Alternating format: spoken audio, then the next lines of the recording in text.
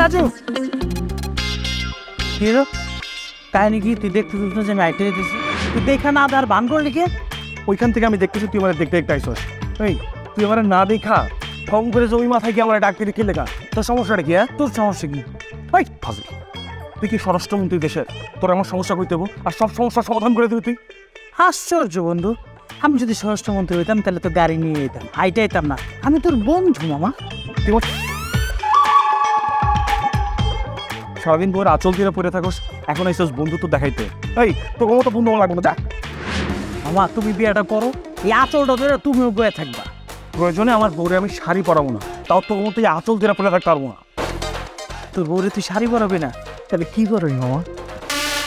নষ্টামি করতেছিস কিন্তু তুই আমার চোখের সামনে একদম।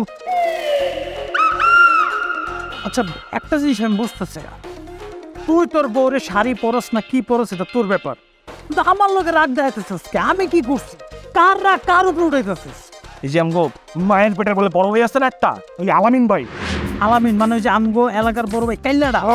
আলামিন কাইল্লা কি? তার লগে দেখা হয়েছে, কইতেছে তোর বয়স হয়ে যেতেছে, তুই বিয়ে করস না কি লেগা? তোর কয়দিন পরে মেয়ে খুঁজে পাওয়া যাবে না, তুই তোর তোর ড্রাইভার কমে যেতেছে। আরে ভাই তার অ্যাডভাইস শুনে আমার বিয়ে করতে হবো, তার উপরে শুনে আমার বুঝতে হবো যে আমি কলেজ বিয়ে করবো, আমি বিয়ে করবো না।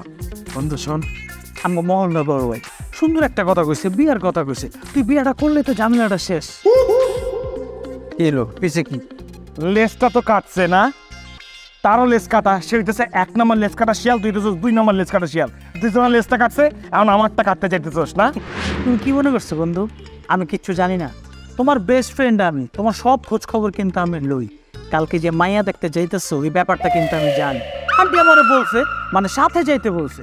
তুমি বলো না আমিও মায়া দেখতে যাও। কথা কষ মনের মধ্যে যাইতেছে, মনের মাধুরী মিশে কথা কয়ে দিতেছিস। এই আমি মায়া দেখতে যেতেছি মানে তোরা কে বলছে? সব ফালতু কথা তোরা কে কয়? আন্টি বলছে, আর আন্টি তো তোমার মতো আমার লগে মস্কারি করবো না। আন্টি যা বলছে সত্যি, তার মানে তোমার বিয়েটা হচ্ছে। বাসায় যাও, সব টের পাবা। আমি গেলাম। সিরিয়াস? সিরিয়াস। রেডিও দুলহা। সিরিয়াস?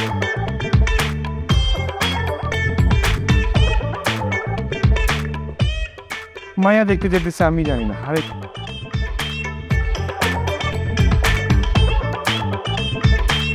মেয়ে যে দেখতে যেরকম তার বংশও এরকম, একেবারে রাজ পরিবারের রাজকন্যা। ভাইজান, ওর বাবা বেঁচে নেই, আপনি ওর গার্জিয়ান।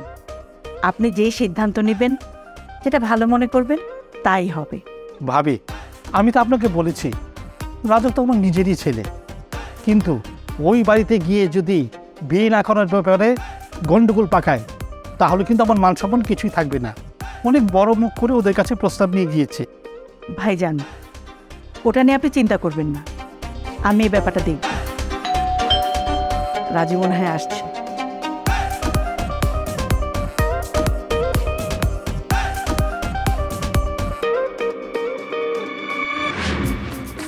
তো চাচা এসে বসে আছে, দেখ। বসো। কিছু ওই কি শুনতেছি মা? তোর কি আমার জন্য বিয়ে দেখতেছো, আমার বিয়ে দিনক্ষণ ঠিক করে ফেলতেছো? আমি বুঝলাম না, এই ব্যাপারগুলি আমার শুনতে হচ্ছে মানুষের কাছ থেকে। হ্যাঁ করেছি তো, আর ঠিকই তো করেছি। মা আমার সাফ কথা শুনে রাখো, এই মুহূর্তে আমি বিয়ে করবো না। প্রত্যেকটা জিনিসের একটা প্রিপারেশন থাকে। I not ready yet, I need time. কেন? মা হিসেবে আমার কোনো দায়িত্ব নেই? আমি কি কোনো সিদ্ধান্ত নিতে পারি না?